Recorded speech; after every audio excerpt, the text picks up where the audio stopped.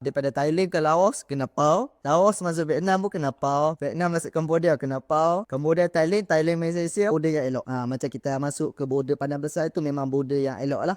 Dari kalau ikut train. Okay, kalau ikut darat yang Padang Besar tu orang selalu bagi duit RM1 Oh. dalam pasport. Selalunya kalau ikut train, kalau dia ada dua. Pintu sepadan kat Padang Besar ni, satu untuk laluan darat lah, untuk kereta lori masuk keluar.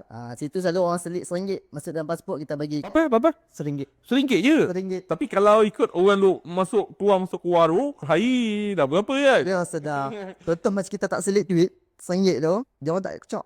Dia orang tak cop lah untuk masuk Thailand, ataupun dia orang macam menyusahkan kita. So dari sana dia macam ada tradisi lah.